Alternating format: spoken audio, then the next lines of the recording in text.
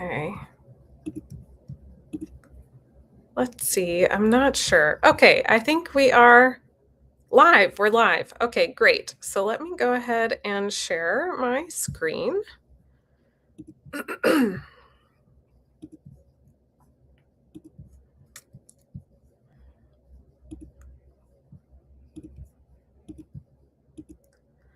Okay, and I first want to make sure, welcome back everybody. I want to make sure that we've got our chat going so that way if you have questions as we go through this, we can talk about it. I'm also on the wrong slide here. Okay. So I really wanted to talk a little bit today about emotional intimacy in relationships because a lot of times couples come in wondering, like, why do we feel so far apart?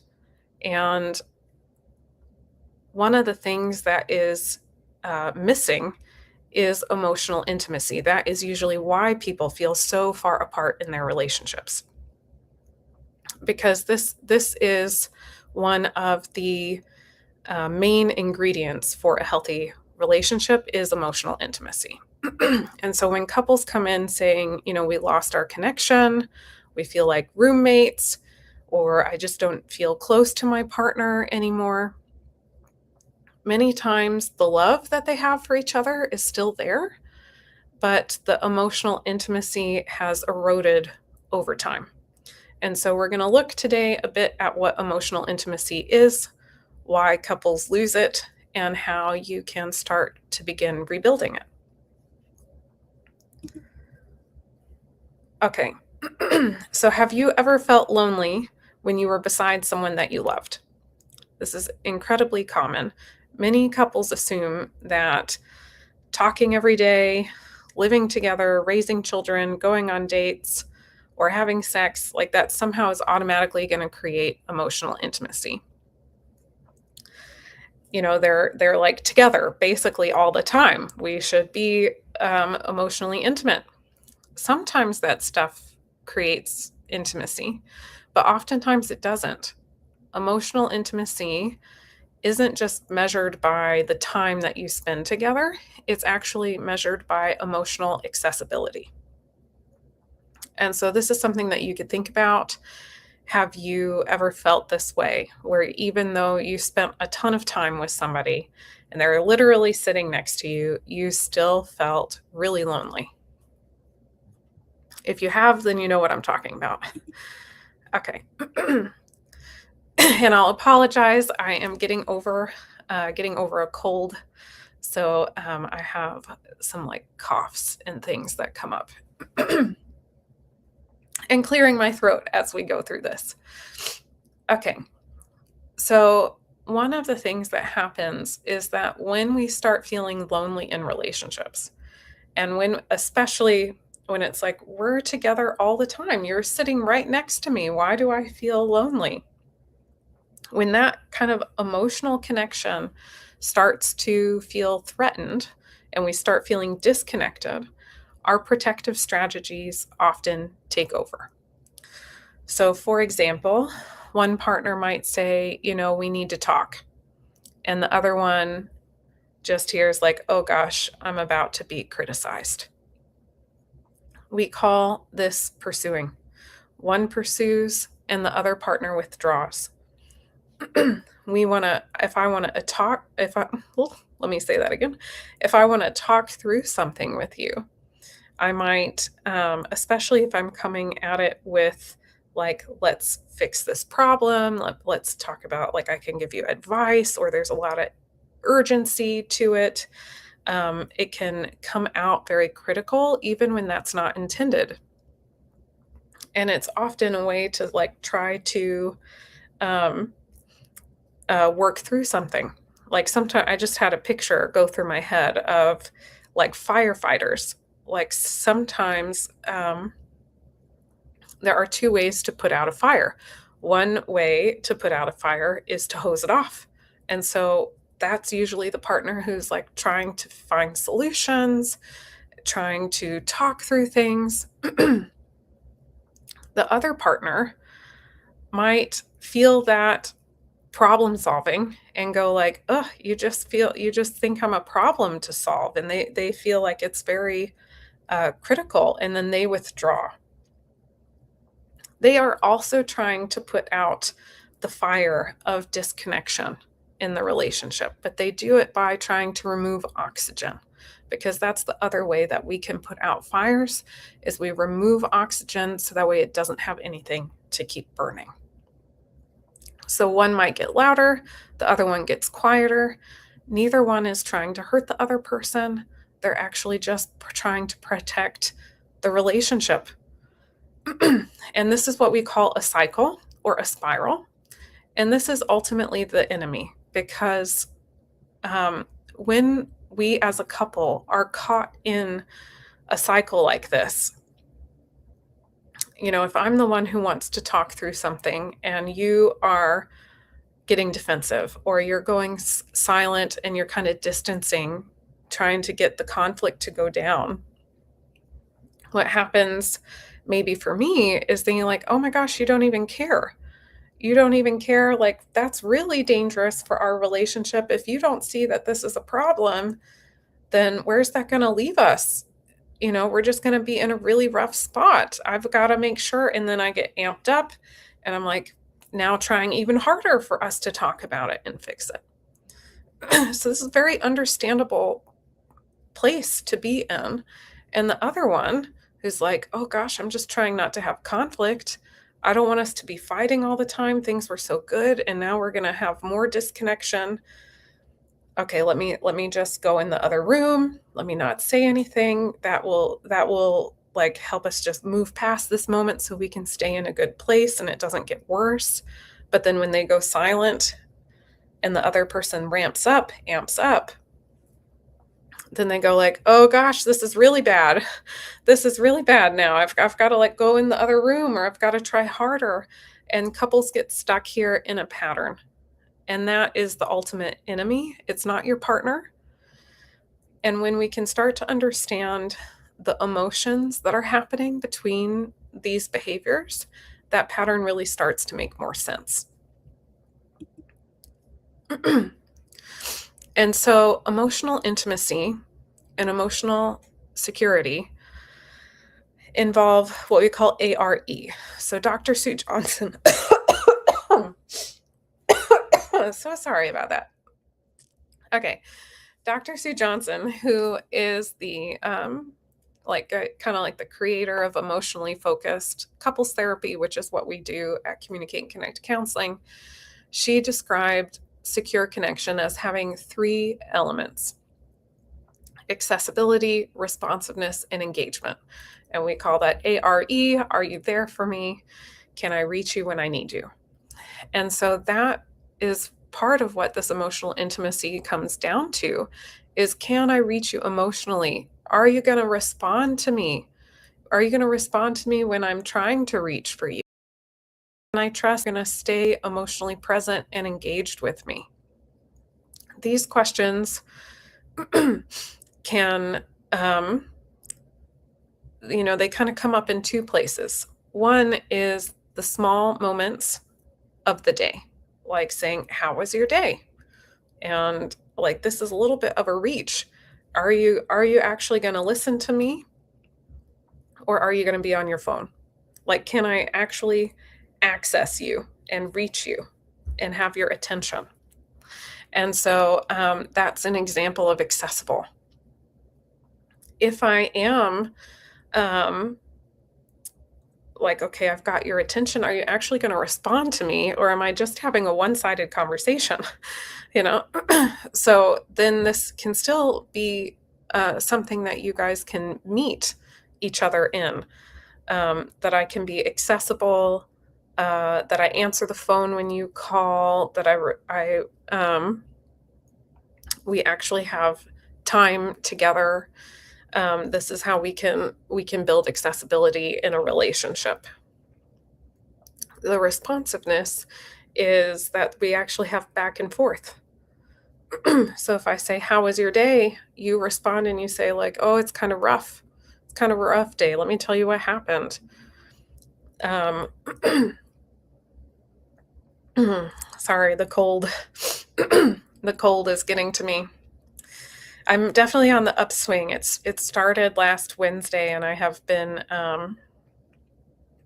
kind of like knocked out for for a few days, and so I'm definitely on the upswing, but I can feel it still impacting me. Okay, I think I was talking about responsiveness. This can be built in the small moments as well. Oh yeah, that if I say, "How was your day?" that you respond. You say, "Oh, I had a rough day. Let me tell you about it." And then we have engagement, that when we're both accessing each other and responding to each other, then we can engage, which is like, I need a hug here. Will you stay with me? Like, as I'm telling you about my rough day, are you going to stay with me, or are you going to get distracted and go away? Can can you give me a hug? Like, can we be together, engage together somehow? In this moment. And so it can be these really small moments that are opportunities for connection, to show my partner that I can be accessible, responsive, and engaged with them. And the more we can do this in small moments, the easier it is to do in really big moments as well. This is where our moments get, where the safety and our initial like sense of emotional intimacy kind of gets built up.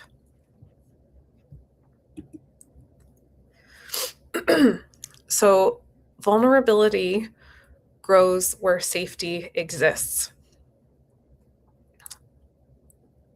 Emotional safety doesn't mean that you're never disagreeing about anything. It means that deep down, I know that I can tell you how I feel without being afraid of rejection.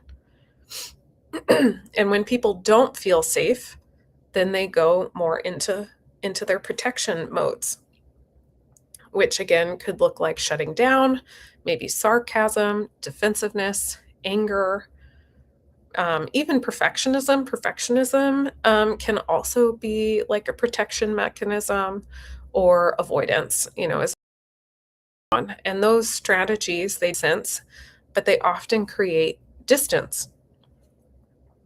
And so this is something to think about with you and your partner. When you're hurting, do you tend to move towards your partner, or do you tend to try to move away? I'll say vulnerability and safety have kind of like an interlocking way that they work together, just like my protection interlocks with a feeling of disconnection. So, for example, if let's just do an example of like the negative cycle. If I'm feeling like I want to be close to you, maybe, right? Maybe it starts really just like we both come home from work, we just want to be close. It's just like a normal day. It doesn't even start with like a conflict. But I say something like, "Oh, how was your day?" Because I'm wanting to interact. I want to talk. I want to be close. And then my partner goes like, "Ugh, I don't really want to talk about it," or like, I'm it's too much right now. I just like I gotta go. And they like go in the other room and they play video games or something. That's maybe an extreme example, but I'll say that there have been times that my husband has done that when he's been really stressed, like had a really stressful day. Well, then it feels like I can't access you. And so then I go, "Oh gosh, you don't want to tell me? Like you don't want to be connected to me right now?" Um, and there can be a feeling of rejection that often comes up for people here. And then if I feel rejected, if I'm feeling like, "Oh gosh, I don't matter here somehow," what I do next really makes a difference. Because if I go into criticizing and I say, "You never want to talk about anything," like, yeah, just go play video games. Yeah, this is just like any other day. You never want to talk about anything. And I'm kind of like getting critical and accusational. right? That's my protection when I'm having a deep feeling of rejection. But when I do that, it creates disconnection. That criticism then hurts my partner. And my partner goes like, "Oh, look, I can never do anything right. Here we go again. And now I definitely don't want to talk to you because I'm just getting criticized." And then they might get defensive and say like, "Yeah, here we go. Nothing's ever good enough." They might get defensive and kind of attack back. And then that creates more disconnection and more hurt feelings that we both get stuck in. The thing that we need to do to switch this is vulnerability. And this is where vulnerability and safety have a same interlocking connection, just like protection and disconnection go together. So if I had a redo of that moment and I go like, okay, hold on, I'm hearing that you're wanting to go play video games, but that's getting triggering for me right now. That fear that you just don't care about me, that you're rejecting me, like that's coming up for me right now. Is that what's happening here? And kind of checking it out with my partner, leading with the vulnerability, with my hurt feelings instead of going into the blame. That is a game changer here. And then of course it matters how my partner responds, but now they have a new possibility of responding, because then my partner can say, "Oh my gosh, no, that's not what's happening at all. I'm just really stressed. I'm stressed. I had a big fight with the boss. I could tell you about it later. I just need like a few minutes to try to like calm myself, get myself together." And then they can provide reassurance, or they can then help with those feelings. They're accessible, they're engaged in that moment. And then that can help the person feel safe. Then there's safety. There's not a fear of rejection anymore. It's like the fear came up, we were vulnerable and talked about it together, we addressed it together, and then the fear kind of subsides. And so the more vulnerable we are, like truly vulnerable, there are some times where people will be saying very critical things, and they feel vulnerable because the fear is there. But what they're doing in the relationship is actually leading with their their protection, their defenses, and their criticism, or whatever it is. I have to let my vulnerability be seen on the outside. And as I am vulnerable and give my partner a chance to respond to me, that creates safety. And then when I feel safe, it leads to more vulnerability, because then my partner can be vulnerable. And this is how we come back to emotional intimacy. Okay. So, one of the biggest shifts is learning to look beneath the reaction, both for myself. I've got to look beneath my reaction, but also start to think about what's beneath my partner's reaction. So, instead of just saying, like, why are they acting this way? You can ask, what vulnerable emotion might be underneath what's happening? So, if someone says, well, I don't care, that might actually underneath be something like, I'm terrified you're going to reject me, and I need space, might actually deep down mean I'm overwhelmed and I'm afraid I'm going to make it worse. So, for example, when people are angry, oftentimes there's hurt underneath. So if there's like a big betrayal, they may just be angry, angry about that. Like there can be just anger, but anger often hides deeper feelings also, like hurt. When people are critical, oftentimes they're afraid. If they are withdrawing and shutting down, they're often feeling overwhelmed. And if they're getting very defensive, it's usually because they're feeling a lot of shame.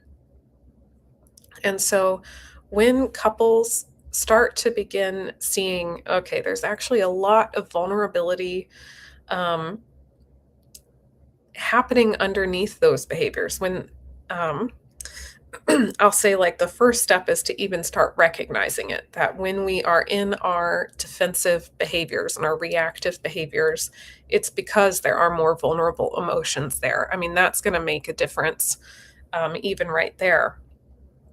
But then as we do that, then we can start pausing in the moment to bring our vulnerable emotions forward instead of just leading with our reactive behaviors.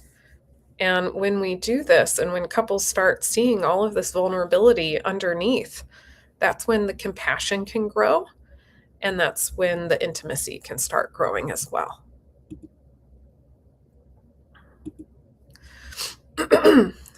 Okay. So, we can build emotional intimacy by helping people learn to, like, handle conflict in different ways. But emotional intimacy is not usually about a huge, big moment. It doesn't have to be just about how we handle conflict, or a fight. It also is not typically from grand romantic gestures. So I have seen that happen with couples where, like, they go on big fancy vacations, trying to use that as a way to build intimacy again. Um, yeah, I've seen people, like, buy very expensive gifts. There's just kind of like it can be common that people try to generate intimacy by kind of big romantic gestures, even date nights, like, let's do more date nights. But that in itself is not what builds emotional intimacy. It grows through hundreds and hundreds of tiny moments where we have the chance to say, are you there for me? Can I reach you? Can I access you? Are you going to respond to me? These tiny moments are way more important. So things like, okay, I'm listening. Yes, tell me more. Yeah, that makes sense. I'm here for you. I'm sorry. These these things are, like, the things in those small moments that help build intimacy and closeness. And so healthy couples can still get disconnected from time to time, but is the difference? What the difference is that often what matters in that is their willingness to repair. And emotional intimacy really grows when partners start to choose to be curious about what's happening, when they can, like, recognize, oh, okay, my triggered feelings are coming up. Can I just pause, and can I start getting curious? Can I ask my partner, is that actually what's happening right now, and checking it out, versus that's a way to lead with vulnerability, instead of just going into their assumptions and then reacting with their reactive behaviors. Okay, so here is just a kind of like a case scenario for us to use. So imagine a partner saying, "You never spend time with me," and the other one immediately becomes defensive. "I work all day, like, nothing is ever good enough." Now they start arguing about schedules, but underneath that initial complaint, right? Like, the phrasing "you never" comes out as a complaint, but underneath that is actually sadness. "I miss you. I don't know how to reach you. I just want to spend time with you." That's the more vulnerable piece. The other person, underneath their defensiveness, may be a fear of failing. And neither is really fighting about time or schedules. Like, it kind of ends up where the content of what is happening is about time and schedules, but it's not about time and schedules. They're actually fighting about emotional connection. And once those softer emotions start to be talked about and those are visible, that's when they have the opportunity to kind of reroute that spiral and come back to connection and emotional intimacy.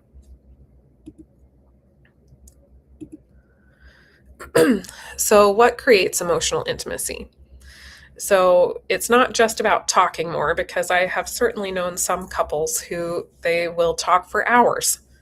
They can talk for hours and hours and not get anywhere and not feel close at the end. So, it's not about quantity. It's about when we talk, there's a feeling of being emotionally reachable. Okay, the sickness, just give me a second here. Okay. Um, right, emotionally reachable. Okay. So when there is conflict, that often hides our more vulnerable needs and our more vulnerable feelings. Those protection strategies, they do make sense, but they also typically keep couples stuck. And the connection grows through consistent emotional responsiveness. And again, you don't have to be perfect at it, but when you guys are becoming more and more skilled at that, when you become more emotionally available to one another, that's really what helps the connection and the emotional intimacy grow. So we're looking for safety. Part of safety is that I feel like I can be honest. I can be myself. I can share my thoughts and feelings with you. That is all about safety. Vulnerability. I can show what is tender and what is scary to talk about out loud. That creates emotional intimacy. When I feel safe to do that and when we are vulnerable, that helps create that closeness. Responsiveness. I know I can reach you, that if I am really struggling with something, I can talk to you about it and you're going to be there for me. And then repair. When we have a moment of stepping on each other's toes and hurting each other, when maybe it was unintentional, when we have a moment where we feel disconnected, we as a couple know that we can find our way back, back to the place where we can be close and feel that sense of emotional intimacy. So these are ways that you can work to build emotional intimacy in your relationship, but they're also the qualities that you can be thinking about to help you know, like, do we actually have emotional intimacy? Do we both feel safe? Is it, to be honest, can we be vulnerable? Do we feel like there's responsiveness? And are we able to repair? Okay, so if anything that I covered today resonated with you, then you may be interested in taking our free relationship pattern assessment. This can help you identify the interaction pattern that's been keeping you both disconnected.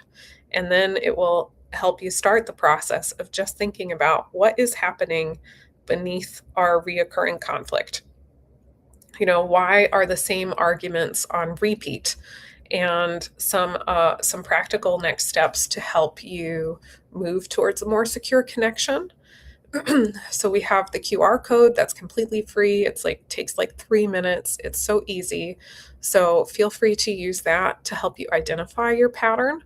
Even identifying the pattern and talking about it as a couple can make a big difference, because then you guys are working on it together. And of course, if you are feeling like, okay, we know our pattern and we're not really able to address it together, that's when couples counseling could be really helpful. And if you are open to it, it'd be really helpful if you left a quick Google review.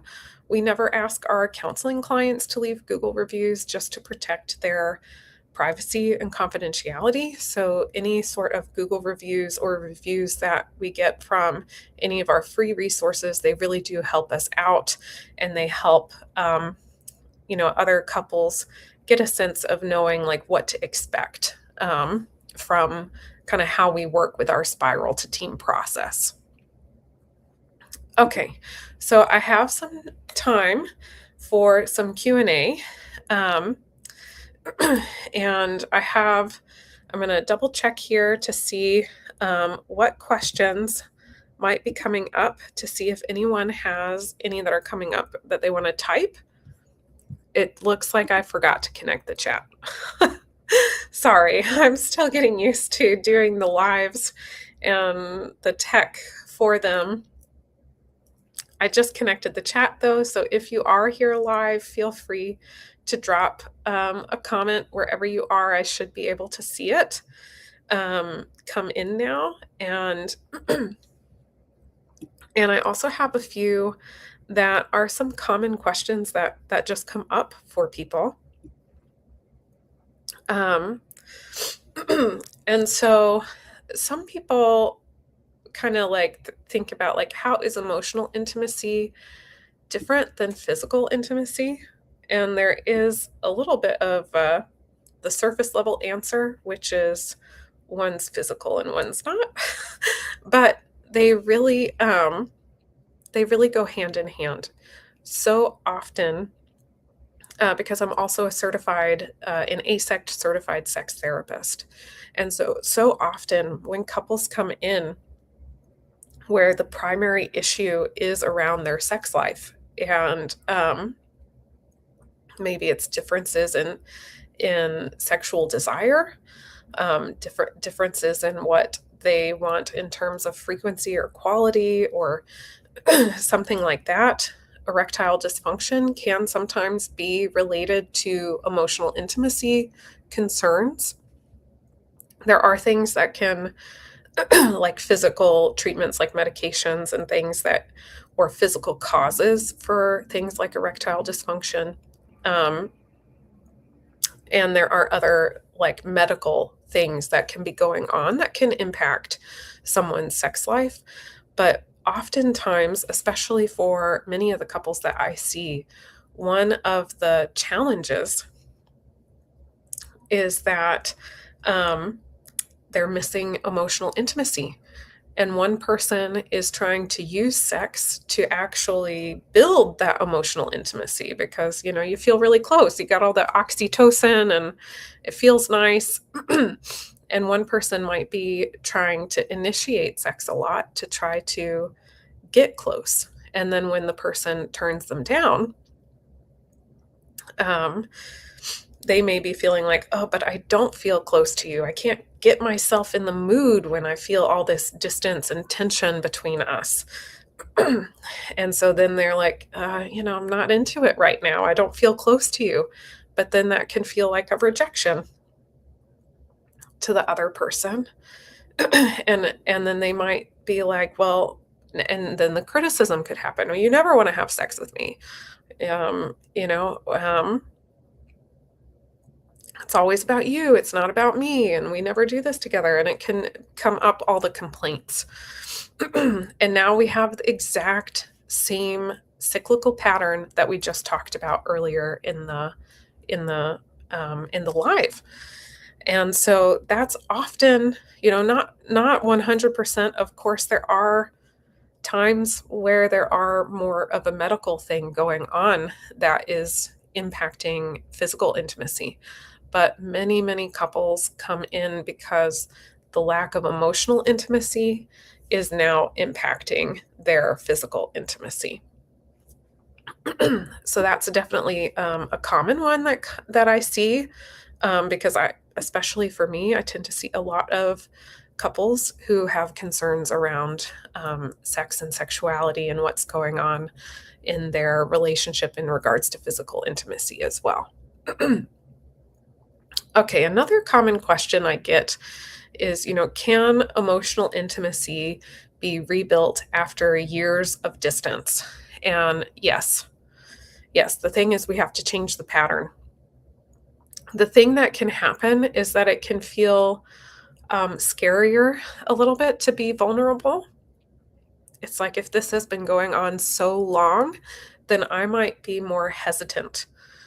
I might be more hesitant to change my part of the cycle and to really share and open up and be honest. Um, but when clients are willing to be brave, when they're both willing to work on it, and then yes, it absolutely can be rebuilt after years of distance. I can't guarantee it um, for every couple because it does come down quite a bit to how much risk I'm willing to take to be vulnerable. And if I risk, is my partner also willing to risk to be vulnerable to help us build that? And and sometimes that's too scary, and that comes down to an individual choice for each person. Um, like there are roller coasters, roller coasters that my husband will go on that it's just like, it's a hard no. Like, it's not going to happen. I'm not going on them. Like, and that just comes down to each person. So if both people are willing to risk and to do the scary thing of working on rebuilding, then yes, it can be, it is possible. Okay. And so another common question that I get is, what about if my partner isn't very emotional? Can we still have emotional intimacy if my partner isn't an emotional person? Yes, absolutely. You don't need to be the same type of person. Like, emotional intimacy is just like the category of intimacy, but you don't have to change your whole personality. Your partner doesn't have to change their whole personality. It's okay for you guys to have different levels of how much you experience emotions or how much you naturally express and talk about emotions. That's all totally fine. It's about the ARE, that when something's coming up, can I access you? Can I reach you? Are you going to be there for me? Are you going to respond to me? Are we going to be able to find a way to be together? So, yeah, not really an issue. Okay, how can I feel vulnerable without feeling weak? This sometimes comes up.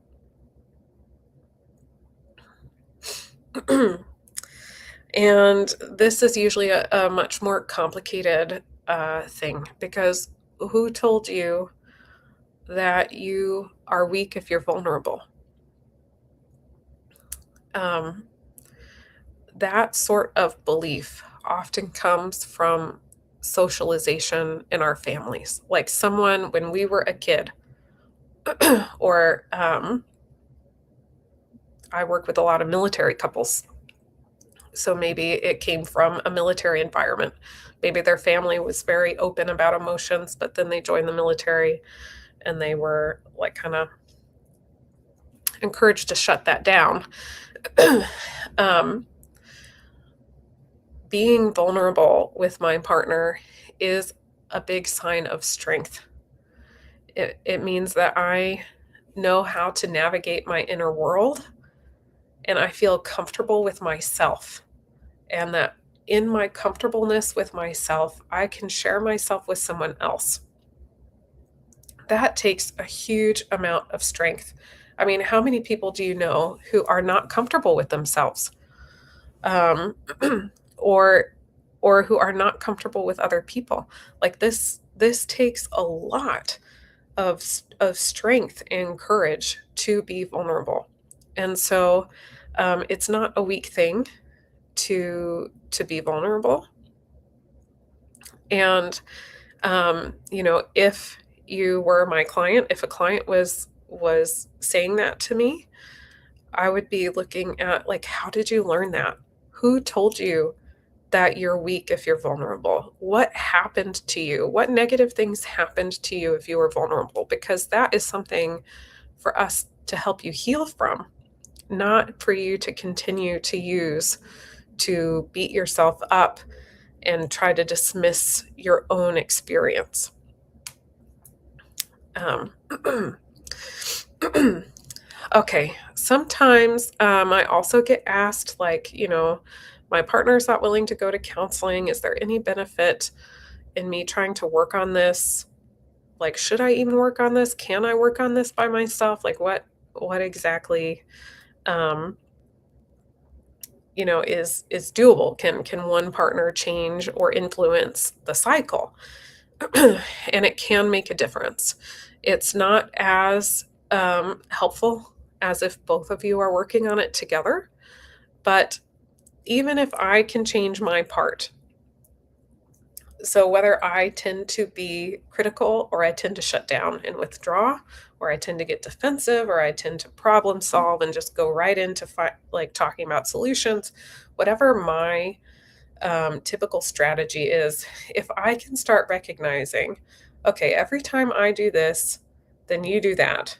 And then when you do that, then I do this. And we just get caught there. Well, now I have some room to start shifting what I do. So I have an opportunity for my own self. I can lead with vulnerability now. And I could say, okay, instead of, always getting critical or saying, like, you never do anything, I could say, I'm getting triggered. I'm having a hard time. There are difficult feelings coming up for me. Can we talk about them? And that leads with vulnerability. That helps shift the cycle right there. I can also do it if I'm the one who tends to shut down or walk away or something like that. I can say, okay, I know that I'm getting overwhelmed here. I'm getting overwhelmed because it sounds like you're criticizing and blaming me.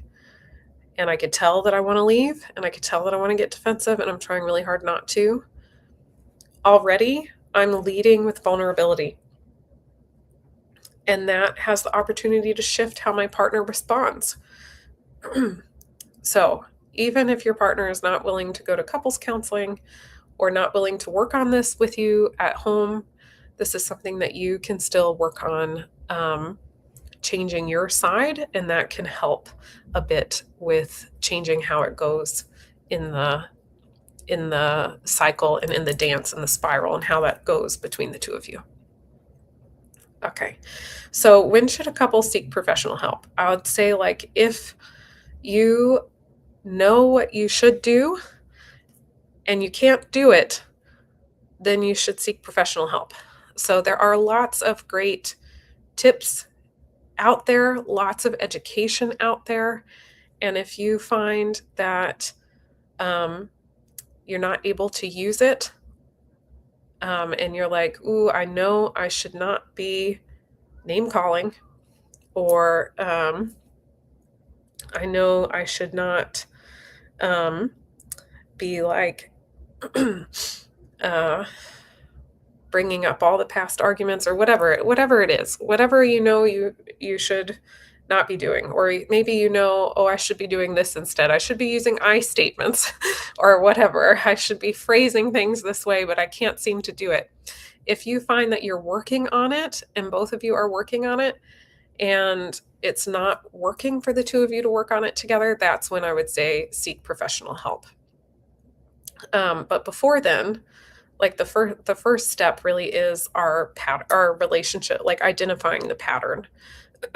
And there are many couples who can start to work on this with a lot of success, even with just starting a conversation of, I think we're stuck in a pattern together. Okay. So we will end here. Thank you all, anyone who joined live. I do these really hoping that they can be helpful, especially to military couples who might be finding it hard to access, just with military schedules and deployments and everything, to access couples counseling. So I'm hoping that this had benefit for you. If you ever have questions or have things that you want me to cover on the podcast or in a live, I'm happy to do that. Yeah, and so in September, we will be having more lives. I'll be gone. We won't have a live on Labor Day. Enjoy the holiday, everybody. And then the second week of September, I will be in our staff meeting for our practice at Communicate and Connect Counseling. I will say we now have some providers who are certified out of network with TRICARE. So if you have TRICARE Select and you're trying to get um, access a provider that you could actually get reimbursed from TRICARE for seeing them, if you have TRICARE Select and are in Virginia, we have providers who now are certified out of network with TRICARE, and you can get reimbursed that way. Anyway, but the last 2 weeks in September we'll be back on with our normal live schedule. All right. See you all next time.